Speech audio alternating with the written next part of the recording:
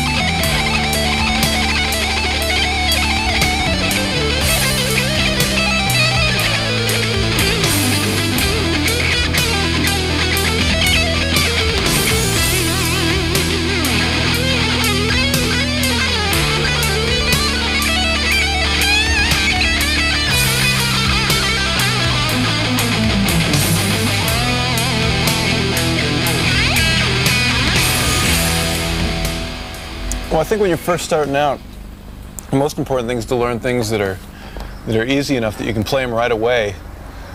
So so it keeps you playing, and that's usually chords. You know, just learn like a D chord and strumming it over and over again. You know, it's like making real music, and it's pretty easy. And you don't even worry about playing leads right away or anything. And if you do, you know, keep them simple. Just do some, you know, bends. And that, you'd be surprised, even after you've been playing, you know, 10 or 20 years, sometimes that stuff's still the best sounding stuff.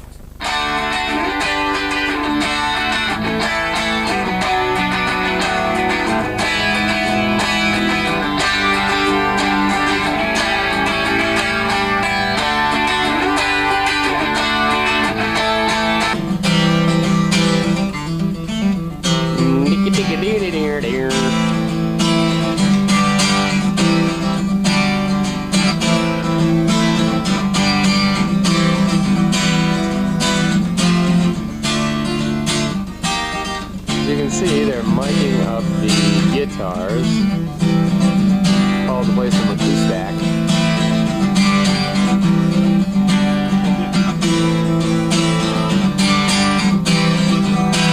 Is this a song that maybe Billy Ray Cyrus might play this song?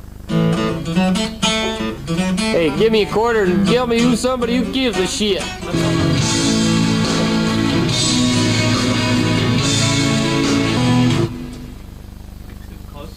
And once you get playing a couple of years, just make sure you find a drummer.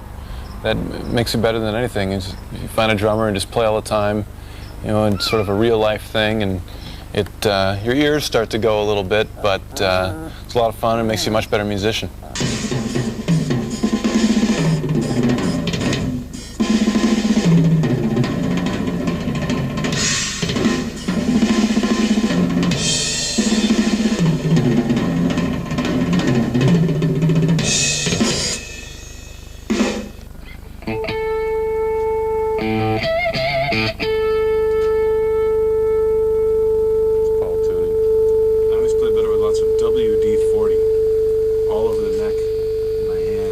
Paul's secret. It's the secret of Paul's success. It's perfectly tuned. See that? In the middle. For all you future rock and roll stars out there. Now it's time to tune.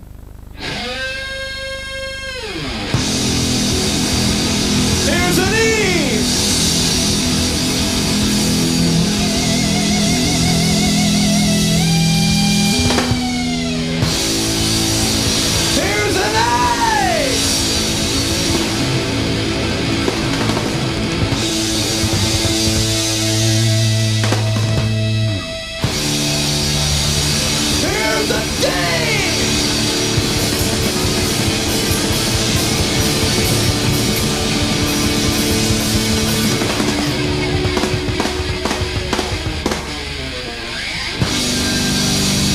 Here's a G.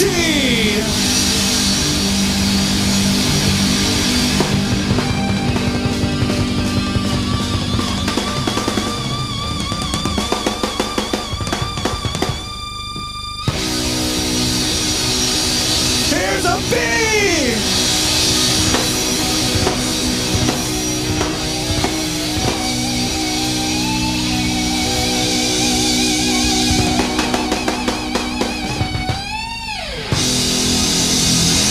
And here's the last E!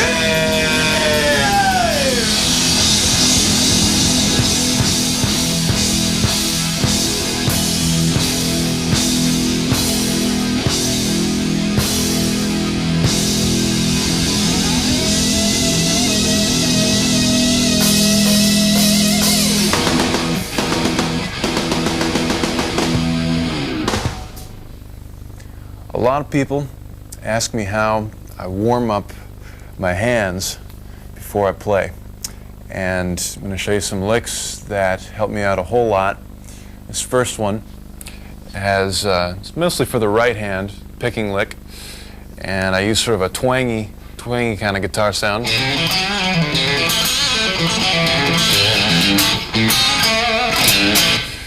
And I hit a lot of notes twice. I hit the A note twice, the G, and on down, and I put a C and a C sharp in the middle. So all together it sounds like this.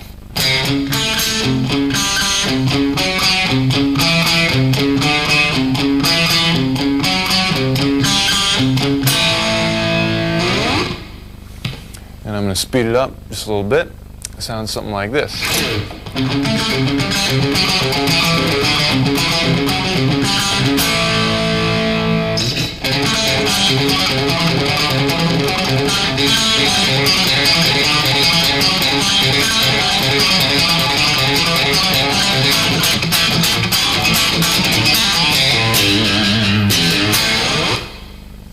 This next one, also for your right hand, but works in the left hand a little bit too. You can do it on 2 strings. Let me show you a version first, the simple version, which is on the top 2 strings. I'm going to start way up high here on the B note, sort of in the key of C major or A minor, and here's a slow version. That's the pattern.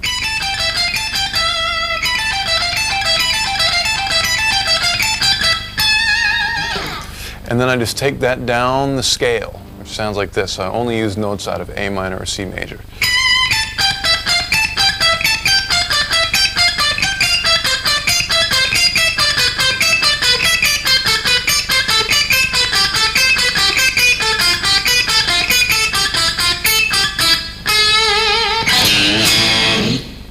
Kind of like that.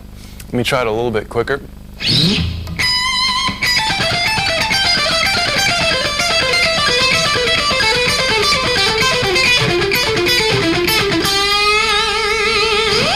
That's all alternate picking, starting with a downstroke. Speed it up a little teeny bit more.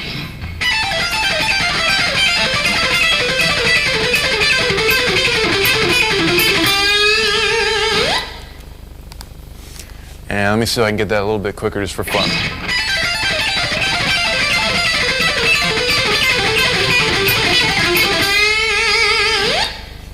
Now you'll find that a couple of those are kind of tricky for the left hand, especially that second to last one. And even if you don't play it very fast, it's a real good warm-up just to sort of get your coordination together in the morning when your fingers are sleepy.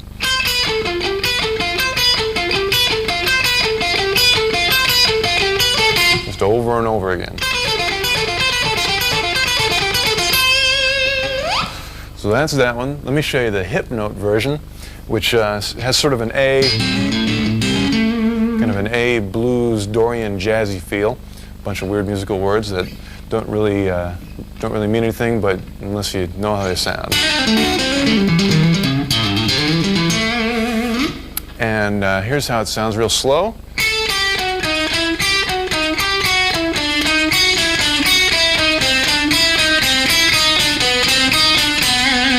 Pretty strange slow. It starts to sound more natural as you speed it up.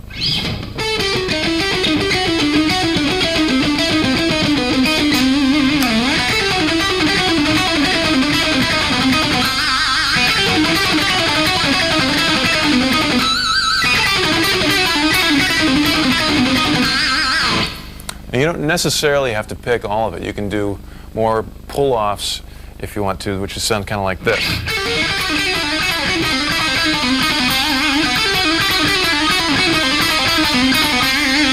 Or picked again.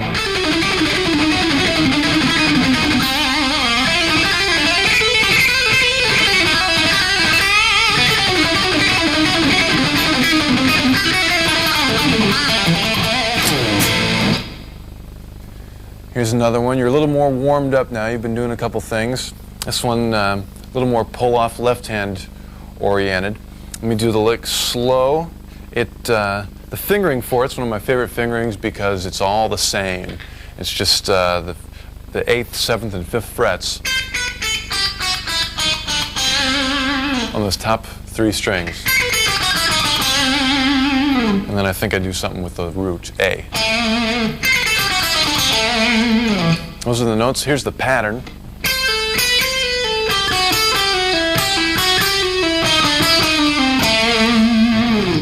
Let me do that a little bit quicker. And one more time. And what I did is I made a little blues progression. I don't know if it's not that bluesy, but it's the same chords as blues. Did that one in A, and then I did one identical. Well, actually, it's not identical. It's a little bit different in D, where I changed the fingering to be like this. But I do the same pattern.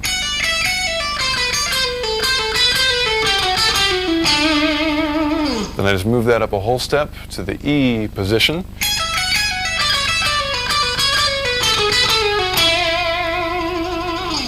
And then I have this wacky scale that I invented, or I don't know if I invented it, but it's something I came up with, where I do that same pattern again. Here's the scale shape.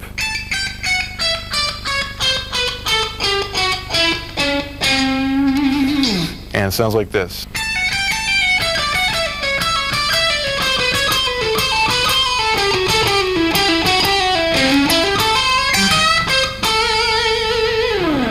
Okay, that's a lot to remember, so let me play it a couple times, and it'll make sense because you'll be listening to it.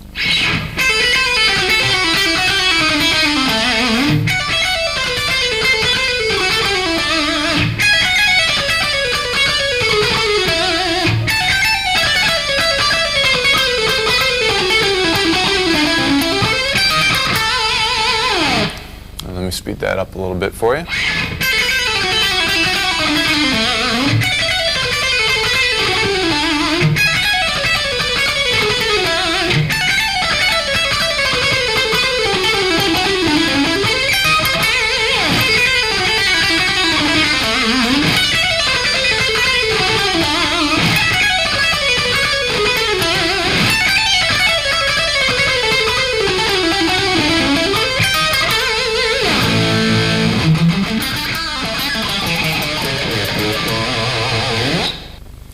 This one's a good warm-up for both hands. It's kind of interesting because most 3-note per string scale licks are pretty much start at one point of the scale and either go up or down. And you know, you normally, if you're in, I don't know, C major or something, you do this sort of thing.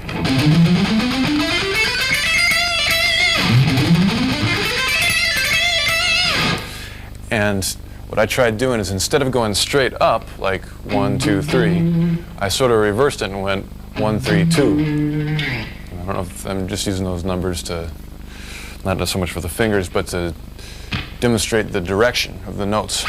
So instead of going, you'd go all the way up. So instead of going, you'd go.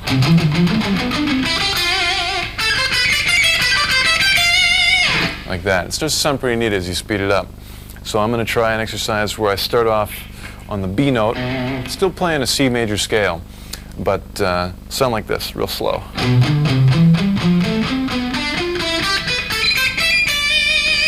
Then I go up the scale and do another set, starting on that A note. So it sounds like.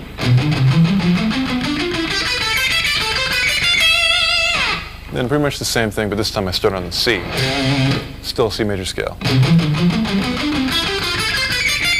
And I go up one more. So the whole thing, put it together now so it'll sound normal.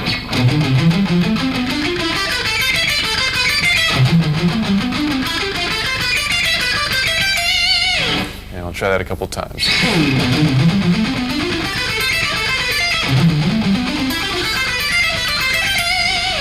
One more time.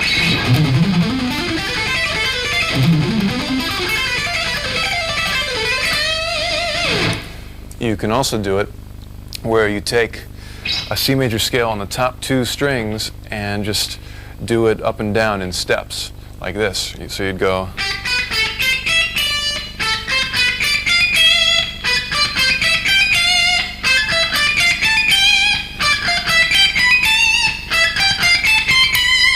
And so on, just up and down. Real good for coordinating fingers on your left hand. Let's give that a try. It's a little bit slow.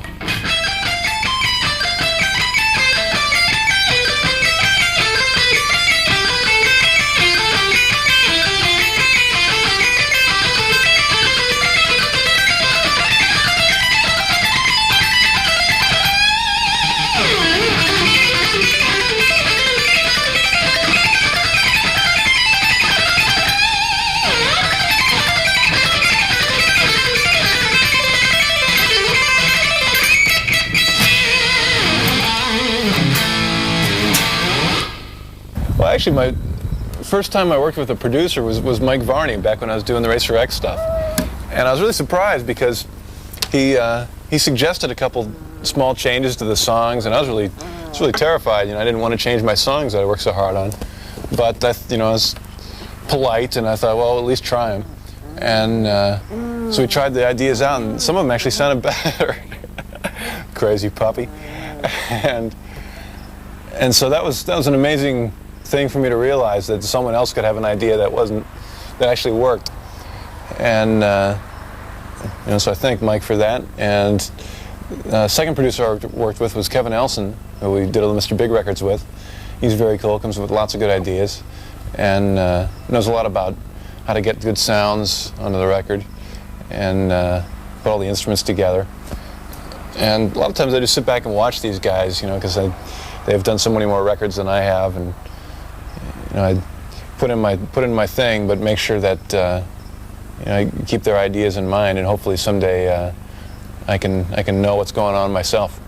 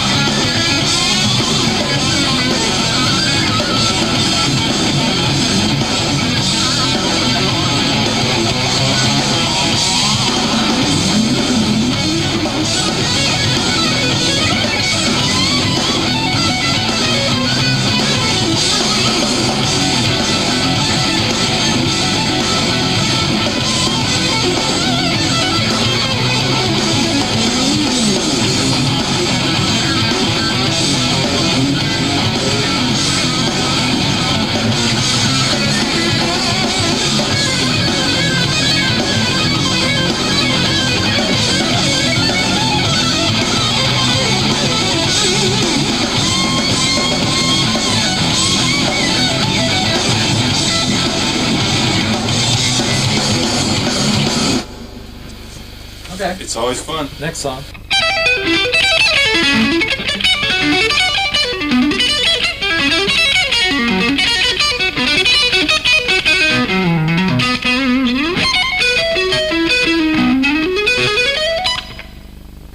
Well, here's a new thing I've been doing, a new pattern that involves string skipping. It starts off with an E minor kind of shape, something like this. If you've seen any of my other instructional videos, you've definitely seen that before. It's got a couple little variations on it. I like the way it sounds. So let me play through it kind of slow. You can get the feel of it. It sounds like this.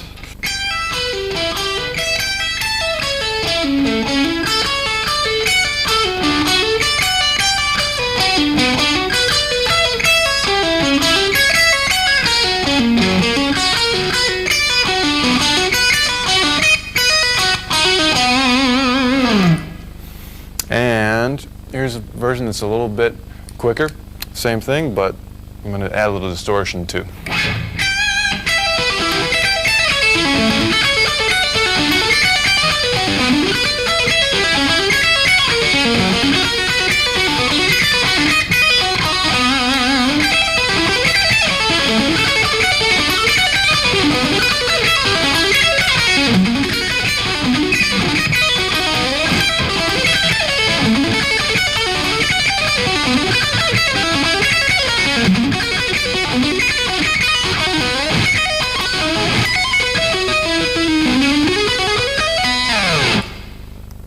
Now, to play things like this, it's not really as complicated as it might seem. It's just a lot of small things with the same pattern. The first one is that E minor one, and I don't even pick everything. I do a lot of hammer-ons and pull-offs. Here's the pull-offs, and here's the hammer-ons, and then I do a little pull-off thing here. You know, your basic old-style electric guitar lick. That kind of thing. So the whole thing sounds like.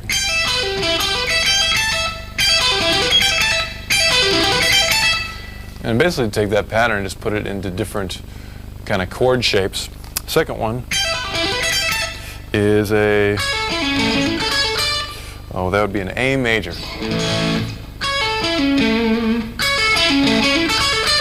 Next one's a D major. Then you got, it's a B minor, I guess.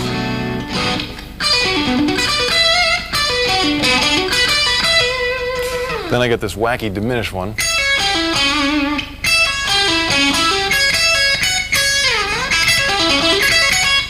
And then I got an F sharp major. Then a B minor. Then I do a B major. And do a little pull-off pattern in there.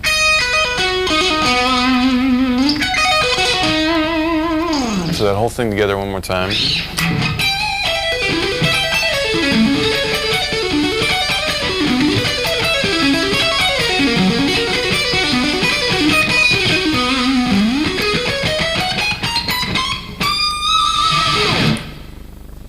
Of course, this is a string skipping lick, and you do just that. Like in that first section, you play the E string. You don't even do anything to the B string except make sure it doesn't make any noise. Then you go to the G string. And I actually do a lot of pull-offs. Makes it much easier for your right hand. And then you just skip on back.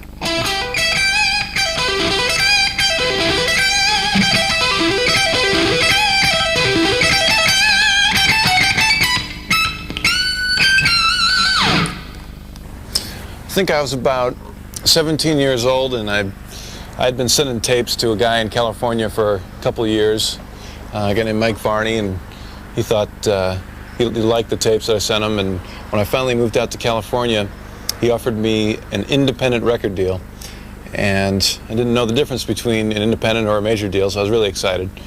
And did a couple. We actually ended up putting a band together called Racer X. I met the guys, met them all in LA. Some of them were going to GIT, the school I was going to. Some of the other guys I just met through Mike Varney. And we did the first record up in San Francisco. Took about a week or 10 days to do it and mix it really fast. We rehearsed a ton, so we didn't need to do a lot of second takes or anything. Rehearsal saved us money there. It's a good idea. And we did a couple more records. Played a lot of live gigs. We were actually at one point one of the bigger live bands in LA, but for some reason we had a hard time getting out. And we seemed to do well as far as we could drive. We drove to San Francisco, did good there. Drove to Phoenix, did good there, but we needed some new cars or something. Then one day Billy Sheehan gave me a call, and he just initially wanted to play some copy tunes. So I went over to his house, and we both knew all these accept tunes, and we were kind of surprised that we both knew those, because that's sort of an obscure heavy metal band, but we were both into them. And we got to talking about putting a band together, and we found Eric Martin and Pat Torpy, started rehearsing, did a demo tape, and got a really good manager, a guy named Herbie Herbert. That helped a lot, and pretty soon we were doing our first record and out on the road, and boy, it's been busy ever since.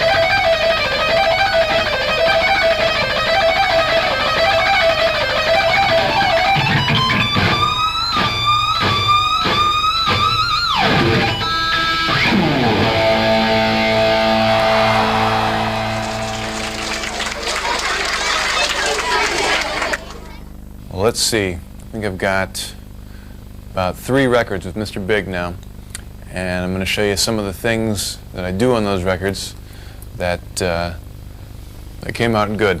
One of my favorites is from a song called Green Tinted 60s Mind, and the way I wrote this was kind of interesting because the last thing that I wrote in it was the guitar part at the beginning, which is probably the coolest guitar thing in it. Originally I had something completely different. I just had a little chord thing. Little chord thing like that. And I ended up just wanting to spice it up a little bit, spruce it up a little bit. And I came up with this. It outlines those same chords, but it's kind of a trickier lick. Let me play it for you real quick.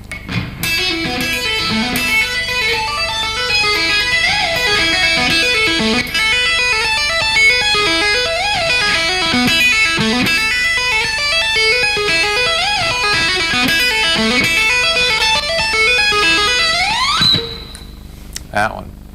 And you know, I just figured it out by taking each chord. That's sort of an E chord with just E major. So I did, and then it goes up to the suspended chord. So that's why I put that A.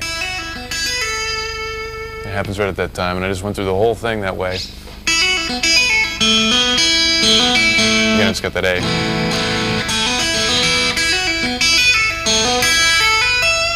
So that all outlines that suspended chord. And then I had the sort of a D with an E in the bass.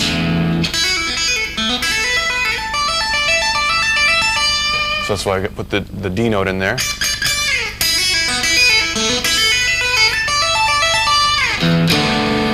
And I still have the E from the low chord. It gets confusing when it gets slow.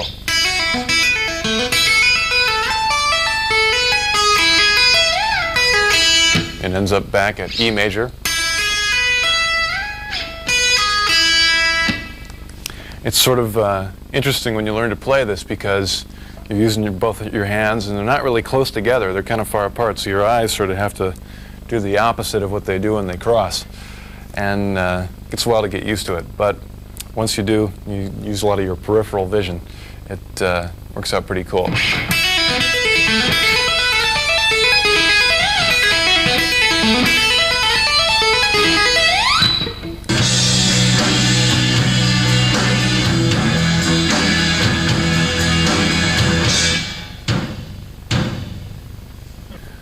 This one's from a song called Colorado Bulldog, and it's probably one of the scariest things that I've ever played.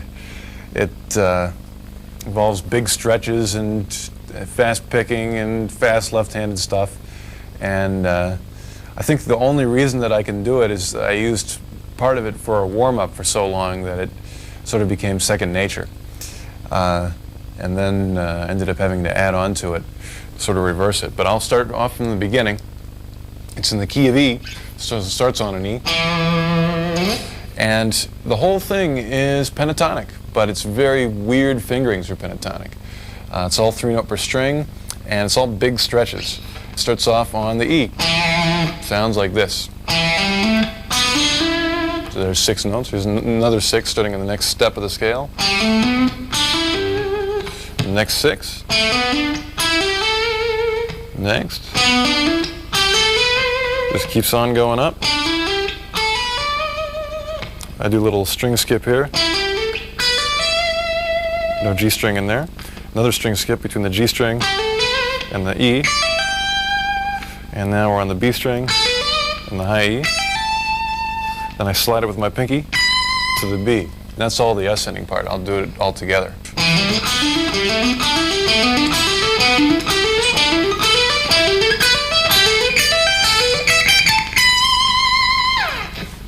And for the picking, I actually pick the first note and do 2 hammer-ons, and then I pick the last 3 with alternate picking. Starting with an upstroke, if you can believe it.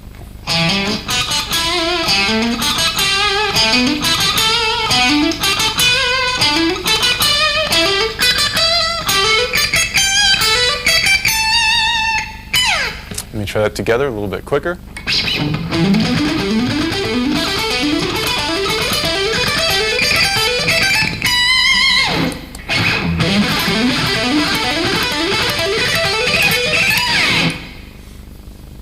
So that's the first half. Then you do almost exactly the same thing, but down. Same notes, but I change a couple fingerings to make it easier to play. So I start on that B that I ended on, and go and do descending 6s.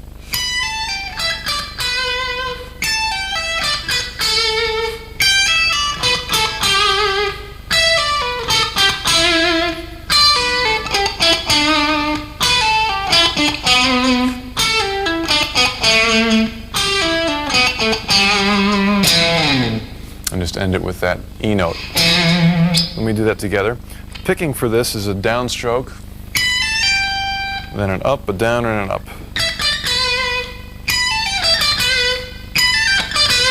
So I'll do the whole thing together kind of mid-tempo.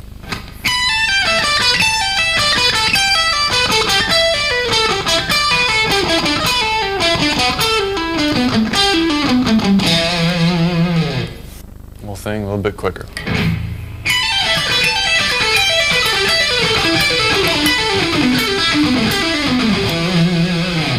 And up to speed.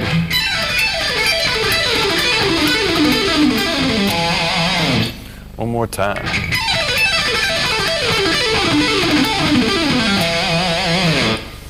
And then if you put the 2 together, if you're lucky, it'll come together. I'll give it a try, see how it sounds.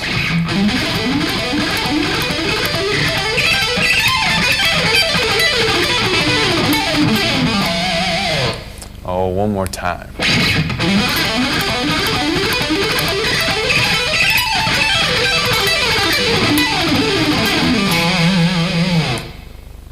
There you go, Paul.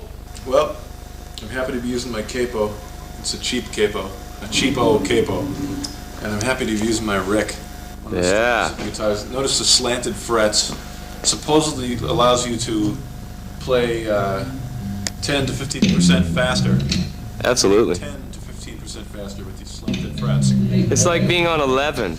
Here's a little idea that will make all of your endings to solos sound real professional and like you meant to end them there.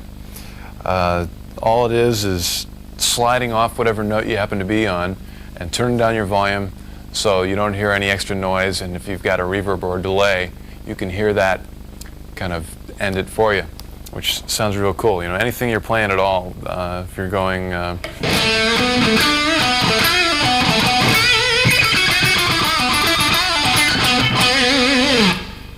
You just slide, and when you're done with the slide, turn your volume down. So let's try that one more time with a couple other things. Let's see.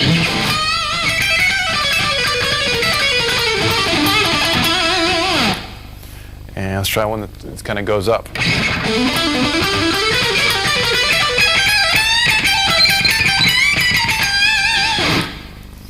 You could also slide up. You know?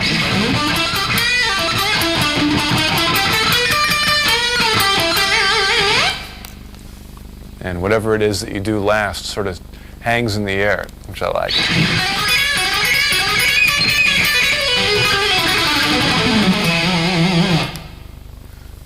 Gives it that pro sound.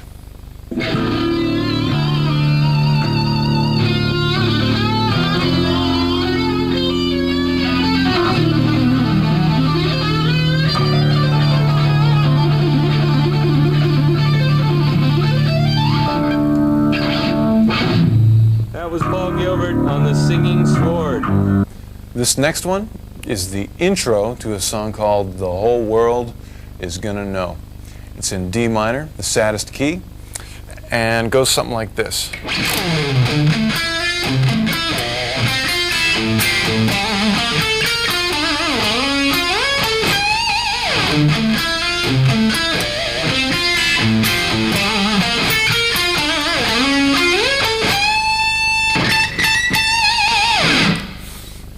And I just like it because it's kind of slow and musical.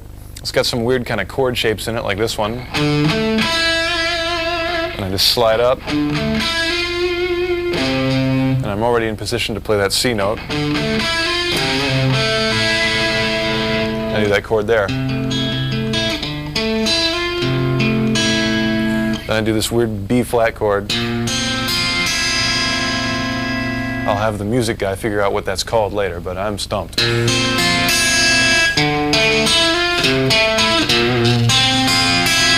I hit an open A, and this chord.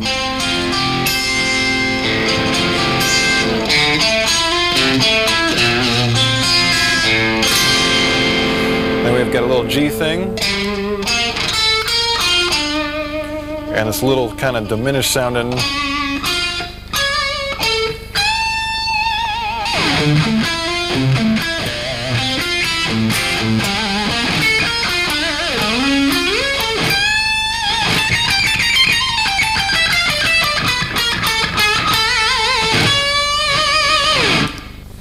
And when you play this, it really helps you out if you do some muting and some vibrato. Let me show you where that happens. At the beginning, you do some definite muting, then some vibrato, more vibrato. Well, I can't stop it. And it's kind of cool to let those other strings kind of get in there, you know? Very few instruments besides the electric guitar can have those strings warble around like that. If you can control it, it gives it a really cool sound.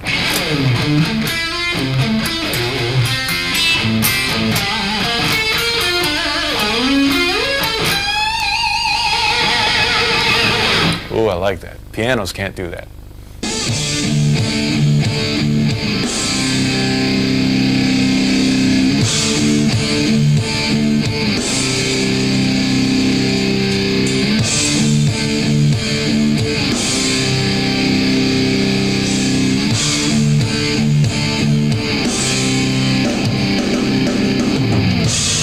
And speaking of pianos, one thing that pianos can do is you can write a lot of really cool chords on them. And this next song I actually wrote on piano, but ended up having to play it on guitar. So I had to use my imagination to come up with some of the chords, fingerings. It's in the key of E. And let me play it for you real quick and I'll explain it later. Sounds like this. It's called Nothing But Love anyway.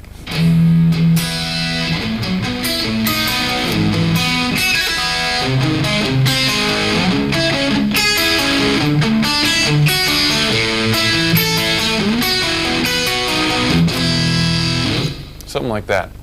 A lot of the things that you do on piano is when you have a chord and you have a different bass note. For instance, it starts off with a regular E chord, and then I play a B chord but with an A in the bass. Little suspension thing on there. Then I've got an E chord with the G sharp in the bass. Little trill. Then I've got this A flat chord with a C in the bass. And a C minor, C sharp minor. A D chord. An A B sus, and a B.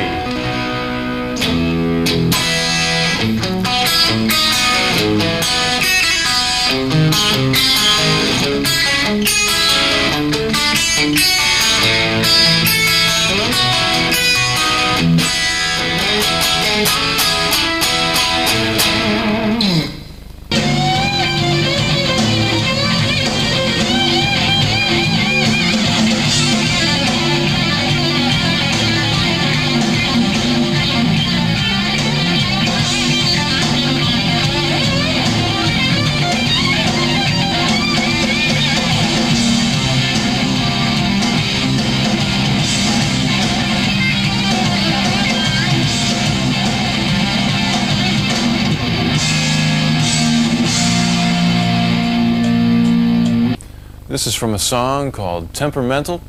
It's got pretty simple chord kind of progression in it where it just goes E, D, and A, you know. Little G thing at the end. But I wanted to make it a little bit, I don't know, just more exciting guitar sounding. So I put little licks in each chord.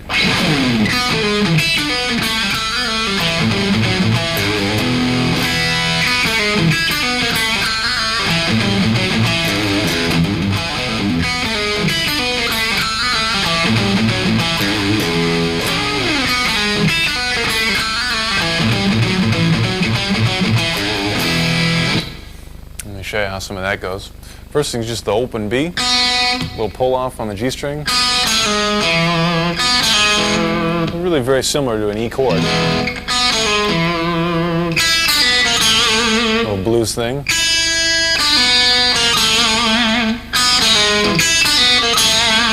A little slide.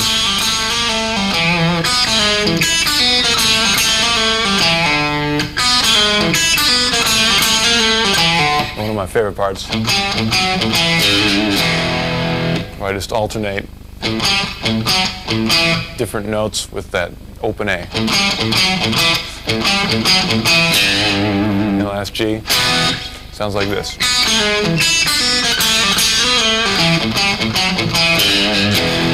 Kind of a swing feel too.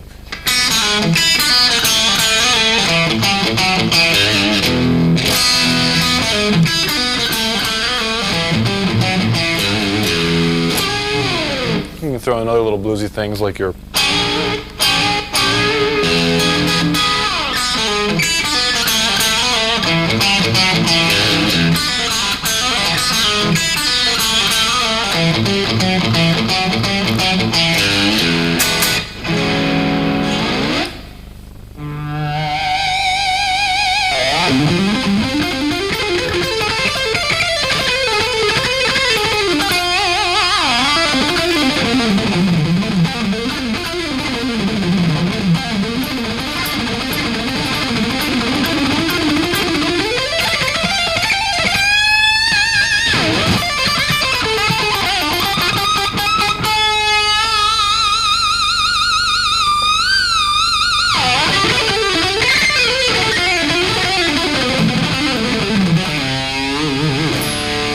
Here's a lick from my first instructional video, which I played but didn't explain. I did it in the intro solo, and a lot of people who have heard this one part seem to really dig it and want to know how to do it.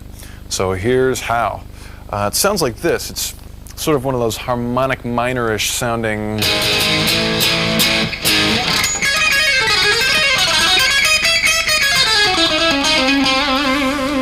get that kind of mysterious sound.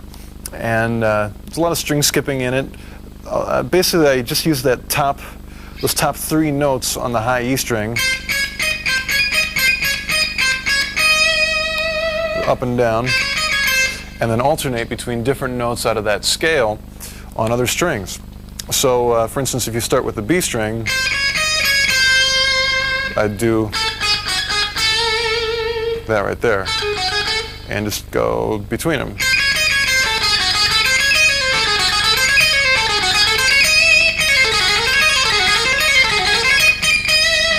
I'm picking almost everything, but not quite everything. Let's see what I don't pick.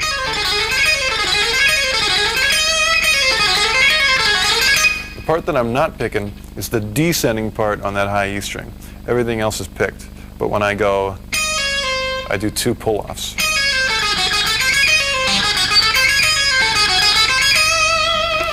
And then let's try adding the notes on the G string next. I like this because it's the same frets as on the high E string.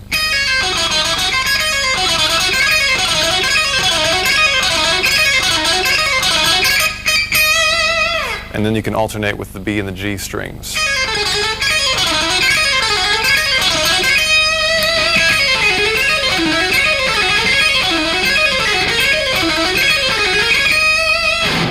And if you want to get really crazy, you can go down to the D string, which is actually an octave away, but ends up being a whole step higher in position from the one on the high E string.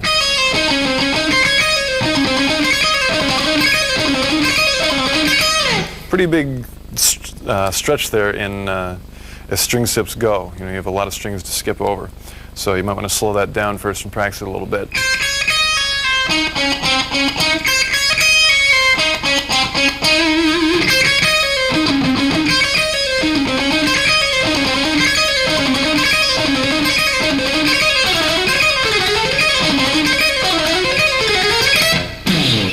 And if you want to get even crazier, you can go down to the A string, do those notes there, and you can also do the low E.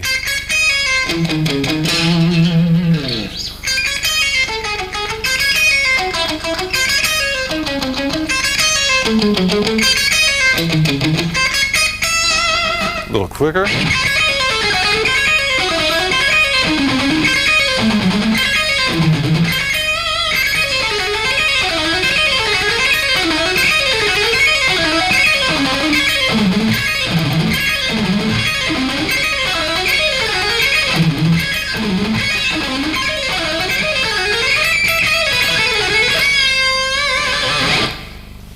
Yes, it's true, there is an instrumental, heavy metal sound and tune in this video, and this lick is from it.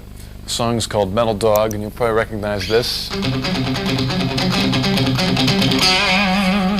Actually a real good exercise, and it's funny because when people ask me how I pick fast, a lot of times I just tell them it's like scratching a dog, hence the title.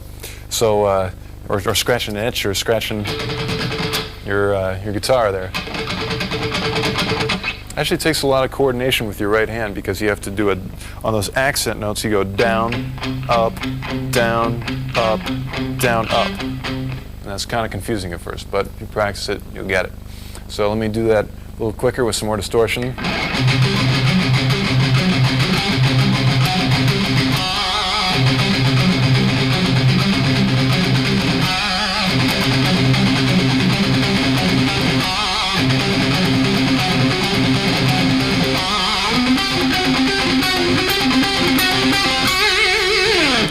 Taking up an octave, you can put other notes in there. It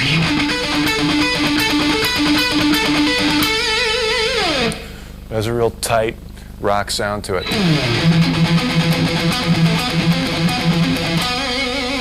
That one I use the E as the low note, and I use the C and a B for the upper notes.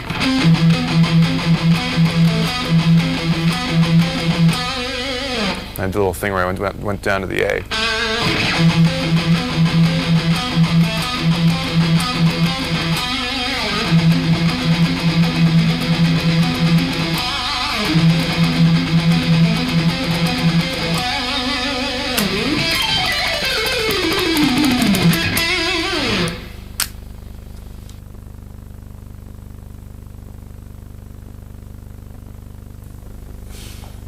Well, here it is, an acoustic guitar, and I've never been really that great of a finger picker, and I want to show you a few things that I've been able to figure out with some limited finger picking technique. Basically, I have a real hard time if I have to use more fingers than my thumb and this finger, and so it's pretty simple. Usually, if I use my thumb, it's like a downstroke, and if I use this finger, it's like an up. Occasionally in this song, I do some almost kind of sweeping techniques, but it's not for arpeggio. It's just sort of playing a chord, sort of a flamenco style. In fact, the name of this song, I wrote it a while back, and I decided to call it Flamingo because of my inability to play real flamenco. And I can't stand on one leg and do it, but here it goes. Well, here's my best attempt at some flamingo.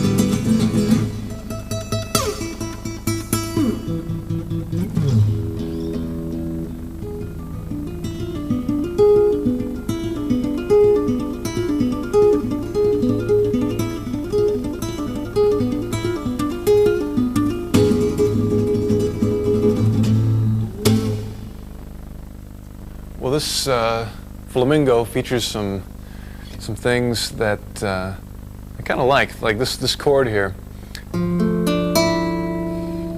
I add one note with my pinky,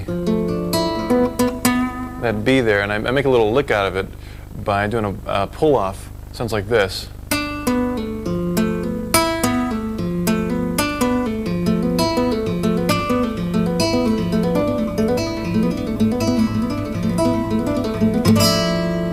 And the same kind of technique for this chord. And I use the open E there also. And I have an F with my pinky.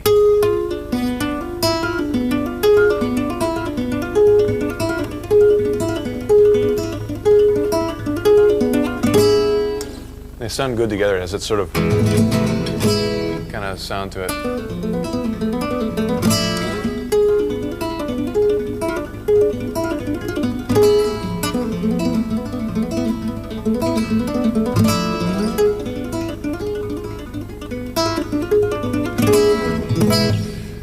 So here's a real slow version of the picking.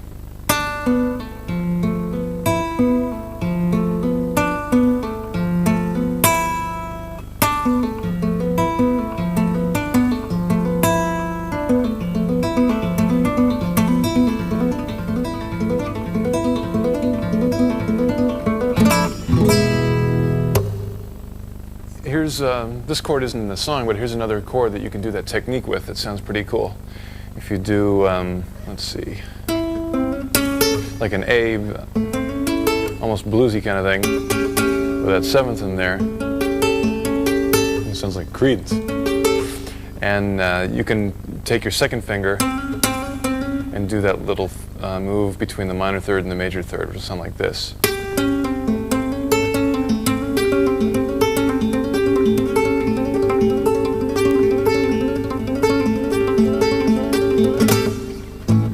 There's a lot of different things you can do with that technique. Here's another lick I use in flamenco. It's sort of a hammer-on pull-off lick that I really like, that has that Spanish flamenco sound to it. Uses the high E string and has that pull-off with the major triad. But then I throw in an F note on the B string. Let me do it one more time. So it uses the open E right before you hit that F.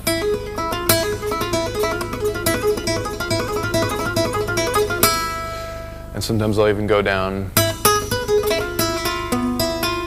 and do that little chord where you have an open E, the F, and the B. And I can even add the A. I love that little lick.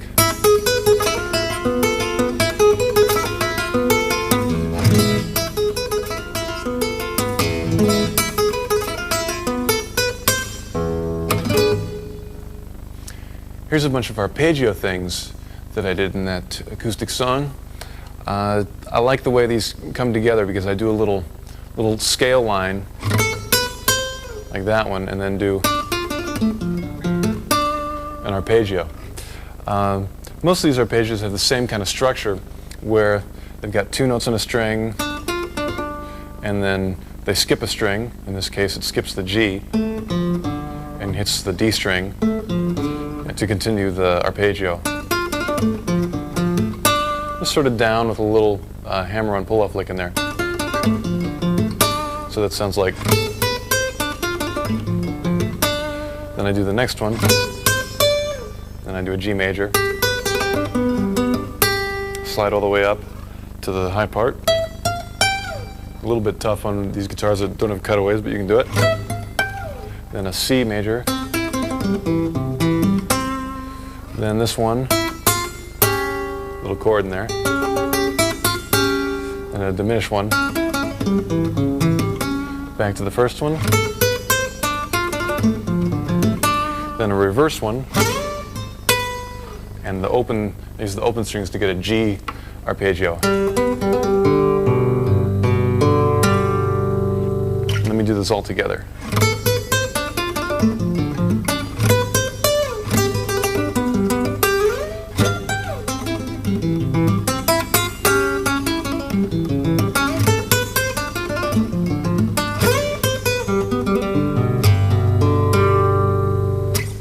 time a little quicker.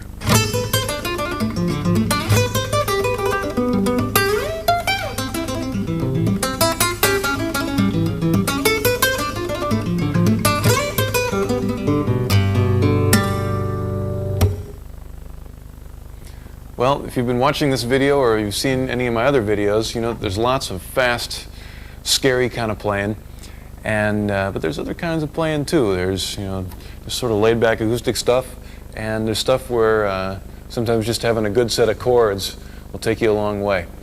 And certainly a song called "To Be With You" was the case with the band I'm in. It went #1 in a zillion countries, and I won't go on about it, but it really was a good thing for us.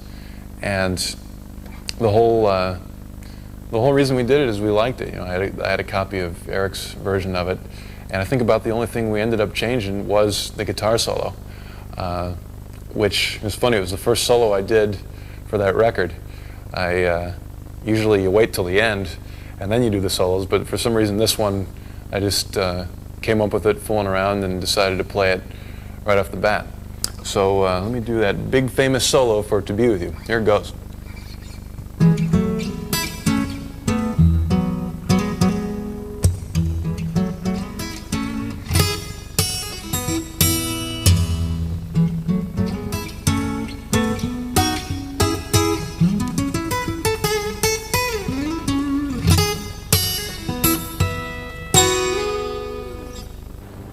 When I came up with that, I just sort of took the vocal line or the melody of the song and made a harmonized guitar version of it. But it was funny, one of the earlier takes, the one we ended up using, I was very, very close to making a mistake on it. It has that little ascending pentatonic line, and I just learned it, and my finger picking's pretty basic anyway. So I was sort of a little behind the beat. I wasn't quite playing it fast enough. And for some reason, it just sounded great. It really fit, and I liked it more than when I played it right on. So we kept it that way. It had more character to it. So look for that when you're doing some recordings, or live too. Sometimes the thing that has the character is the better part. So let me take you through this a couple steps at a time. Just starts down there in the E position, and I take that little third shape and just move it up, major third, minor third, minor third, then add that high E note in. Do a little double stop there, a little minor second, chopsticks.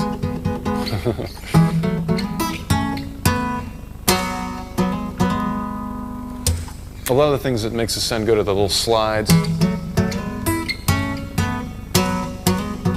and to wait a second instead of going right on it,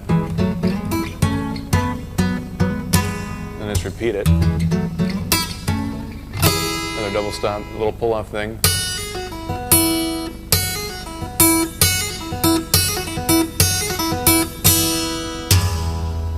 It's funny too, when I did that in the studio, I hit it way too loud, but it had character.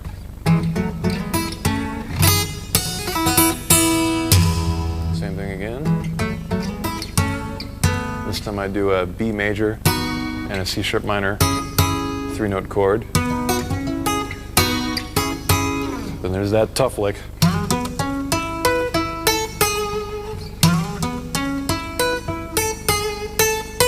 So it's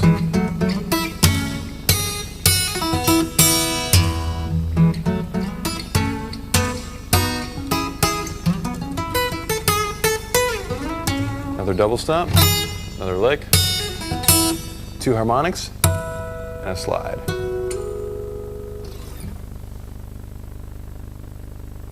Well, it's been nice having you along on the Terrifying Guitar Trip. We'll be seeing you soon on the ROAD, also known as the Road, and thank you very much. Bye-bye.